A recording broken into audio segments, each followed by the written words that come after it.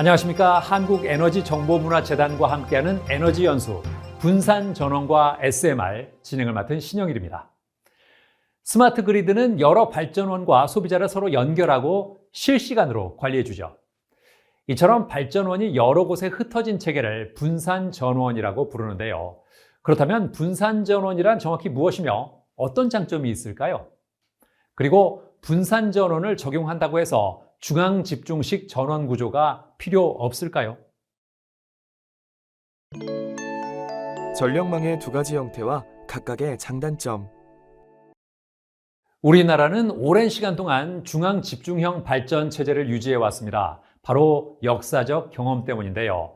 그렇다면 그동안 어떤 일들이 있었는지 한번 살펴보시죠.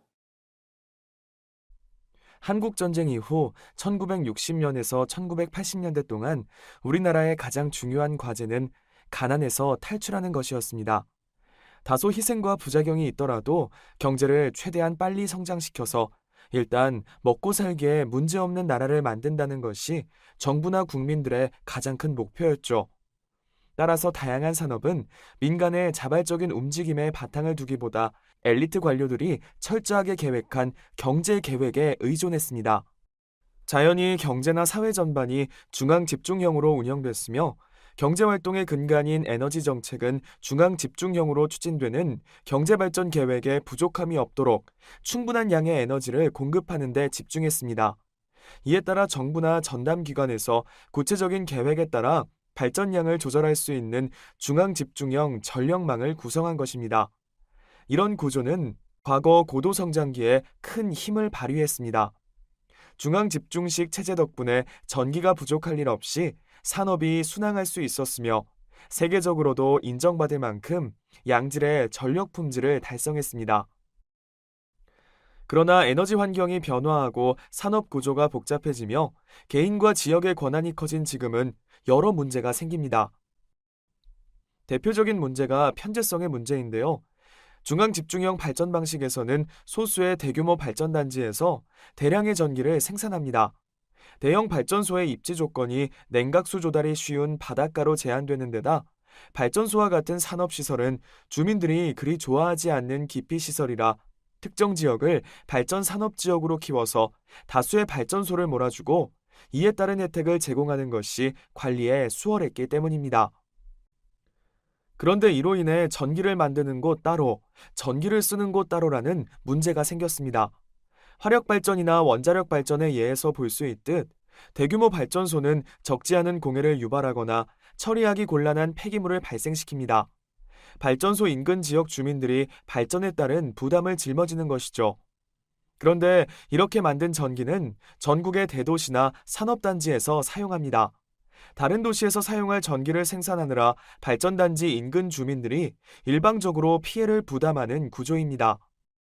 또한 대규모 발전단지에서 만든 대량의 전기는 장거리 송전에 따른 전력 손실을 줄이기 위해 345kV 또는 765kV의 고압으로 승합하여 전송합니다. 이렇게 승합된 전기는 매우 위험하므로 인적이 드문 곳에 높은 송전탑을 세워서 사람들에게 영향을 주지 않도록 한껏 높인 선으로 전송합니다. 그러나 송전탑을 세우려면 부지가 필요하고 안전 문제로 송전탑 주변 일정 구역은 통행이 어려워지기에 송전탑 건설 문제로 지역 갈등이 일어나기도 합니다. 모두 특정한 장소에서 대량으로 생산된 전기를 다른 곳으로 대량 전송할 때 발생하는 문제입니다. 분산전원은 이러한 문제에 좋은 해결 방안을 제시하는데요. 환경 부담이 적은 소규모 발전원을 소비지 근처에 만들면 장거리 고압 송전에 의존하지 않고 특정 지역에서 집중적으로 전기를 만들어내지 않고도 어디에서나 필요한 전기를 충당할 수 있습니다. 간단히 말하면 내 지역에 필요한 전기는 내 지역에서 만든다는 개념입니다. 이처럼 지역 분권형 에너지가 실현되면 우리 사회가 발전하면서 지역의 특수성이 커지는 상황에서 지역에 꼭 맞는 형태로 전기를 만들어 쓸 수 있어서 사회적인 갈등을 최소화할 수 있습니다. 지역 단위로 전력 계획이 이루어지므로 주민들의 의사가 에너지 정책에 잘 반영되고 주민이 발전시설 운영에 참여할 여지도 커집니다. 한 지역이 다른 지역에 의존하지 않고 에너지 자립을 이루는 것이죠. 그렇다면 중앙 집중형 발전이 앞으로는 분산형 발전원으로 대체돼야 할까요? 그렇지는 않습니다. 중앙 집중형 발전 역시 분산형 발전만큼이나 제 역할이 있고 여전히 우리에게 필요한 부분이 있기 때문이죠. 이유는 바로 직접 이익에 있습니다. 물건을 살 때 대용량 포장을 구매하면 가격이 더 저렴하죠. 물건을 많이 만들면 만들수록 한 개 만들 때의 단가가 점점 낮아지기 때문입니다. 전기도 마찬가지인데요. 대량의 전기를 한 번에 만들수록 발전 단가는 더 낮아집니다. 그리고 이러한 효율성이 여전히 원자력이나 화력 같은 대규모 기력 발전이 필요한 이유이기도 합니다. 중간 규모의 발전소를 대여섯 개씩 배치하는 것보다 초대규모 발전소 하나를 건설하고 운영하는 것이 더 저렴하기 마련입니다. 특히 대규모 발전 시설일수록 예측과 관리는 더 쉬워집니다. 곳곳에 흩어진 수많은 발전 시설을 모니터링하는 것보다는 단 하나의 발전 시설을 관리하는 편이 수월합니다. 이는 아무리 데이터를 수집하고 인공지능이 발달해도 마찬가지입니다. 변수가 많아질수록 인공지능의 예측력은 낮아질 수밖에 없으니까요. 그래서 중앙집중형 전력망은 상시적으로 필요한 전력인 기저전력을 운영하는 데 유리합니다. 필요한 만큼 확실하게 전력을 공급할 수 있으니까요. 따라서 중앙집중형 전력망과 분산형 전력망의 조화가 필요합니다. 중앙집중형 전력망에서는 대규모 발전시설을 운영하는 한편으로는 각 지역의 특성에 따라 필요한 만큼의 소규모 발전시설을 추가로 구성하는 것인데요. 국가기관망을 이루는 대규모 발전시설과 전력망이 거대한 뼈대를 이루어 전체 에너지 시스템을 튼튼하게 지탱하고 지역의 필요와 특성에 따라 여러 곳에 중소규모 발전단지를 건설하는 것입니다. 이러한 중소규모 발전시설은 대규모 전력망의 부담을 줄이는 한편 다른 지역과의 네트워크를 통해 전력 수요의 변동에 유연하게 대처할 수 있게 합니다. 이처럼 큰 뼈대와 작은 가지들을 조합하면 대규모 송전으로 인한 송전탑 건설 문제나 송전 과정에서의 에너지 손실을 완화할 수 있습니다. 지역이 중심이 되는 에너지. 오랫동안 중앙집중형 전력망을 유지해온 우리나라. 경제와 사회가 발전하면서 점차 지방 분권적 형태로 변화하고 있습니다. 여전히 중앙집중형 전력망이 일정 역할을 담당하겠지만 에너지 시스템의 주역은 점차 지역으로 넘어가고 있죠. 지역이 중심이 된 에너지 시스템은 과연 어떤 모습일까요? 분산형 전력망이 확대될수록 지역의 역할이 커집니다. 분산 전원의 규모상 국가 단위의 대형 사업보다는 지역 단위의 중소규모 사업이 적합하기 때문이죠. 분산 전원은 지역 자원을 활용해 필요한 만큼만 생산해서 지역 내에서 소비하는 로컬 에너지의 역할을 합니다. 우리 마을에서 쓸 전기는 우리가 만든다는 취지라고 할 수 있는데요. 가까운 지역끼리 전설을 연결해주면 한 곳에서 전기가 모자라도 다른 곳에서 빌려올 수 있기에 전력망의 안정성도 높일 수 있답니다. 지역 중심의 로컬 에너지에서는 당연히 지역 주민의 역할과 영향력이 커지는데요. 전력 산업에 주민들이 휘둘리는 것이 아니라 주민이 주도적으로 전력 산업을 이끌어 나갈 수 있는 것입니다. 대표적인 사례가 발전 사업자가 재생에너지 발전 사업 수익을 독점하지 않고 지역 주민들과 공유하는 주민 참여형 사업입니다. 주민 참여형 사업은 주민이 발전시설 건설과 운영에 적극적으로 참여해서 발전 수익을 공유하는 방식을 말합니다. 우리나라에서는 그간 대규모 중앙 집중식 발전 형식이 전력 사업의 주를 이뤄왔기 때문에 전력 사업은 정부나 큰 기업만 주도할 수 있는 사업이라는 인식이 강한 편입니다. 이러한 인식 탓에 주민이 전력 사업에 참여하여 이익을 공유할 수 있다는 사실도 잘 모르는 경우가 많습니다. 또한 지자체를 중심으로 지역 주민이 주도하는 전력 사업이 활발하게 시도되고 있지만 주민들의 투자 여력이 부족해 확산이 더딘 편입니다. 우리보다 앞서 신재생 에너지 개발에 착수한 독일과 덴마크 등의 유럽 선진국에서는 주민 참여형 사업의 성공적인 사례를 쉽게 찾아볼 수 있는데요. 대서양 편서풍이 끊임없이 불어오는 덴마크 미들그룬데는 세계적 해상풍력 발전단지로 손꼽힙니다. 그런데 현재 덴마크에 설치된 풍력 발전 설비의 60% 이상을 5명 혹은 그 이하의 소형 협동조합 회사들이 운영합니다. 1980년대 독일도 덴마크와 유사한 형태의 공동투자로 민간이 태양광 발전소를 소유하는 재생에너지 사업을 시작했습니다. 주민들이 결성한 협동조합에 정부와 기업이 투자하는 방식으로 공동투자가 이루어졌고, 재생에너지 발전에 대한 투자는 지역사회의 수익 창출에 기여했습니다. 독일 최초의 시민풍력 발전소가 설치된 곳인 리브케코우의 성공 사례는 지역 주민이 신재생에너지에 투자하면 이익을 얻을 수 있다는 사실을 증명했습니다. 독일 북부의 슐레스비히 홀스타인주는 북해를 접하고 있으면서 광활한 농지가 펼쳐져 있어 농업과 목축업이 활발합니다. 에너지 자원이 풍부하면서도 소비량은 많지 않아 에너지 자립을 실현하기에 좋은 여건을 갖추고 있어 일찍부터 에너지 전환 시도가 활발했습니다.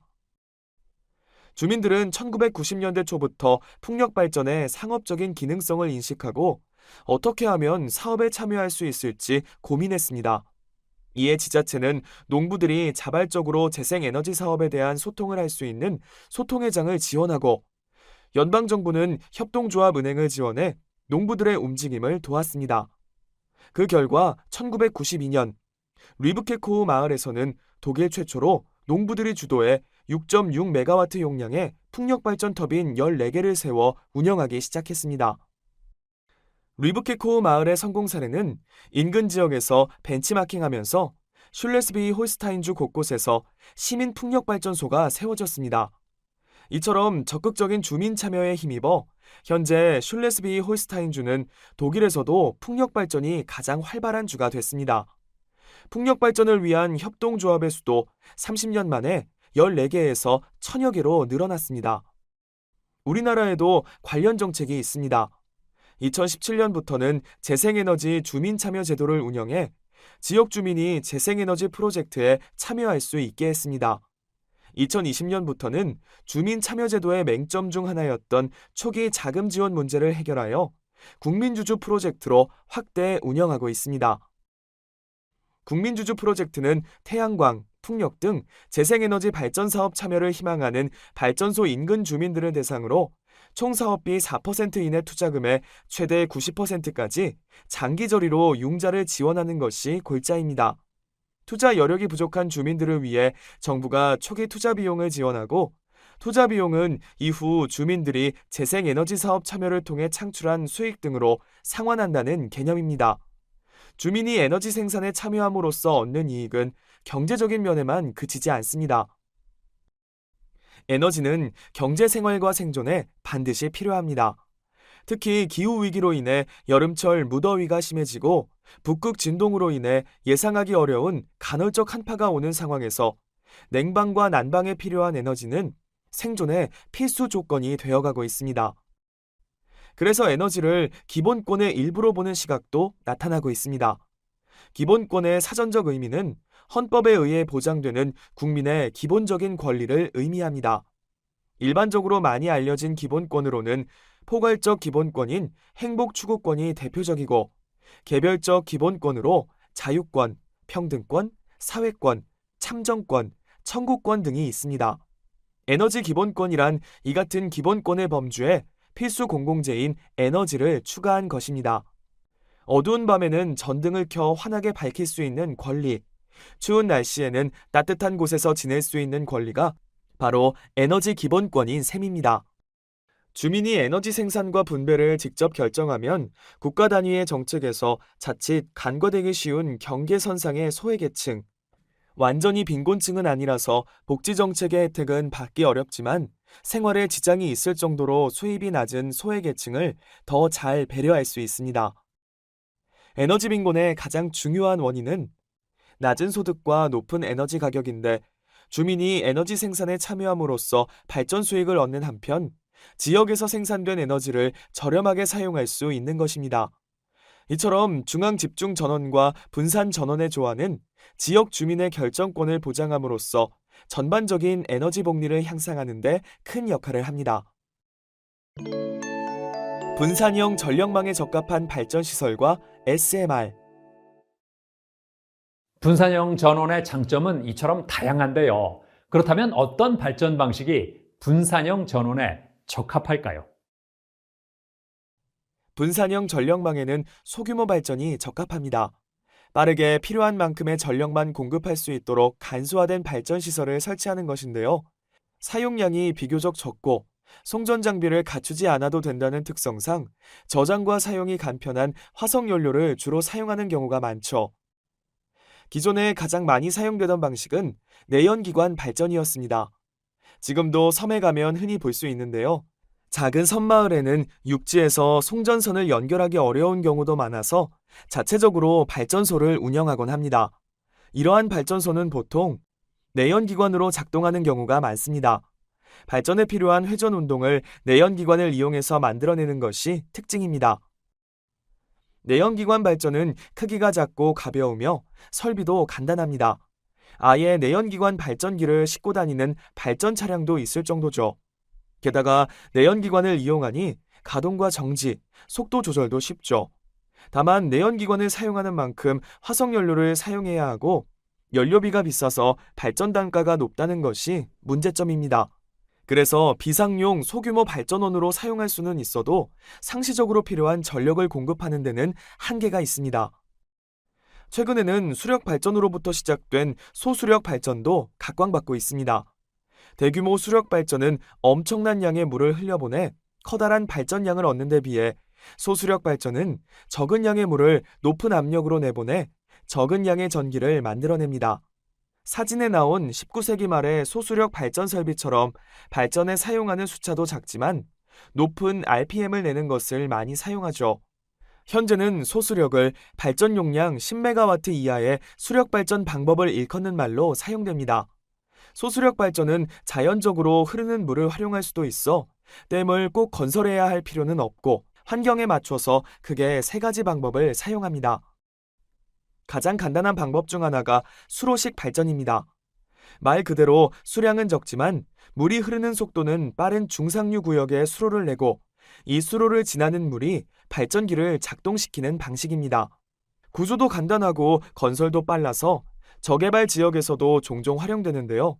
한 가지 문제가 있다면 계절이나 강우량에 큰 영향을 받는다는 것입니다.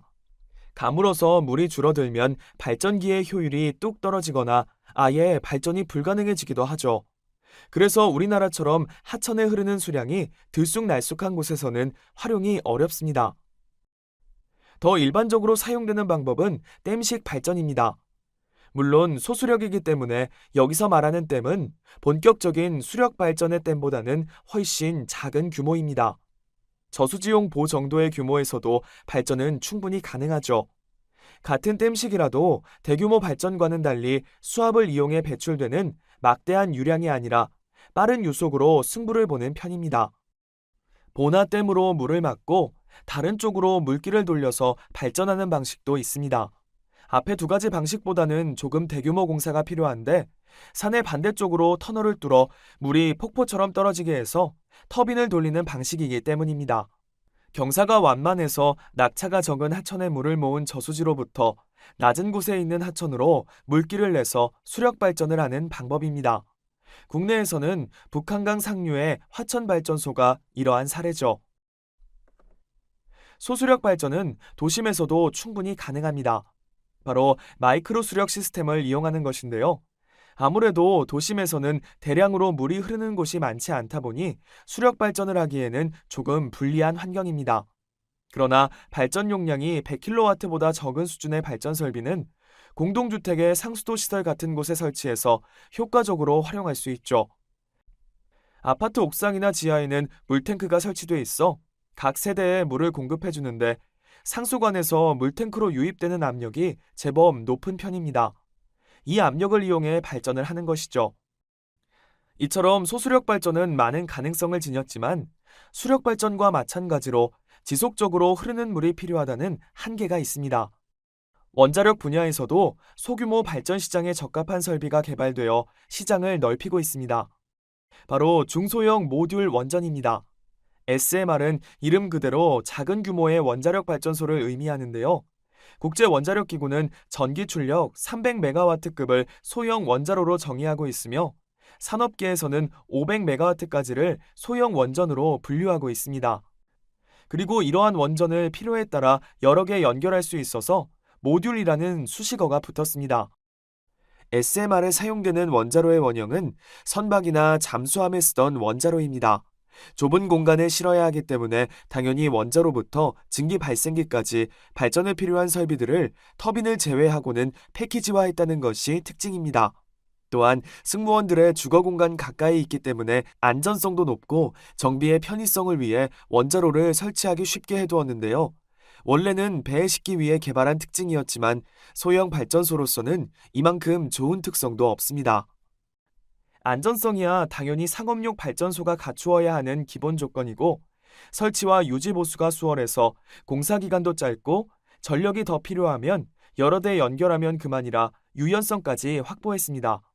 출력이 대형 원전보다 낮아서 냉각수도 덜 필요하고 모델에 따라서는 물도 필요 없이 자연 냉각이 가능해서 내륙에도 건설할 수 있습니다. 또한 모듈형이라 공장에서 대량 생산이 가능해서 생산 단가도 크게 낮출 수 있습니다. 무엇보다 좁은 공간을 차지하기에 대형 발전소를 지을 때와 같은 부담감이 훨씬 덜합니다. 더불어 필요 설비들을 하나의 시스템에 빼곡히 모아놓아서 열 효율도 높으므로 발전 단가도 낮습니다. 물론 SMR만으로 대형 발전소 수준의 전력을 생산하려면 운영비가 더 많이 들어 효율이 오히려 떨어지지만 애초에 SMR이 필요한 곳이 대형 발전을 할 필요가 없는 곳이라는 점을 생각하면 단점이라고 하기 어렵습니다. 이 때문에 SMR은 또 다른 블루오션이라 불리며 많은 국가들이 시장 선점을 위해 노력하고 있습니다. 실제로 이미 미국, 러시아, 일본, 중국과 같은 국가들은 자국 내에 대규모 SMR 건설 프로젝트를 추진하고 있으며 사우디아라비아, 체코, 폴란드, 요르단, 남아프리카 공화국도 SMR 도입을 타진하고 있습니다. 영국 국립원자력연구소는 2035년까지 약 650에서 850기의 SMR이 건설되어 연간 150조 원 규모의 시장이 형성될 것으로 전망하기도 했죠. 우리나라 역시 오래전부터 SMR을 개발해 오고 있었습니다. 2002년에 최초로 자체 개발한 스마트입니다. 스마트는 진보된 형태의 통합 모듈형 원자로의 약자로 원자로의 여러 계통을 통합시켜 단일 모듈로 만든 차세대 원자로라는 뜻입니다. 스마트는 다른 중소형 모듈 원전과 마찬가지로 하나의 압력 용기 안에 발전소의 주요 시설들을 채워넣은 형태인데요. 반응로와 부수기제가 모듈식으로 패키지로 묶여 더 큰 용량이 필요할 경우 여러 기를 연결할 수 있다는 점도 동일한 특성입니다. 여기에 스마트만의 특징적인 점은 보통 원자로를 식히고 나온 뜨거운 물을 방류하지만 스마트 원자로는 이를 이용하여 바닷물에서 민물을 만들어내기도 합니다. 즉 냉각수로 바닷물을 사용하고 이 물이 끓어오르면 이를 증류하여 염분을 걸러내는 방식입니다. 또한 스마트의 기본 구조는 현재 널리 사용되는 가압경수로와 동일하여 원자로 배관이 외부 냉각수 배관과는 완전히 분리된 형태여서 방사능 오염 가능성이 없습니다. 이러한 특징 덕분에 2015년부터 사우디아라비아와 수출을 논의하는 데 이르기도 했습니다. 비록 사우디아라비아 수출권은 긴 시간 동안의 검토 끝에 불발되고 말았지만 이를 계기로 스마트의 시장성을 확인할 수 있었습니다. 앞으로도 개선점을 잘 보완한다면 중동 국가는 물론 세계 곳곳의 저개발 지역에 전기와 식수를 공급하는 데 활용할 수 있을 것으로 기대됩니다. 분산전원은 에너지 환경의 안정성을 높일 뿐만 아니라 에너지 민주주의와 공공복리에도 기여합니다. 다른 한편으로는 분산전원이 활성화되면서 새로운 에너지 시장도 열렸습니다.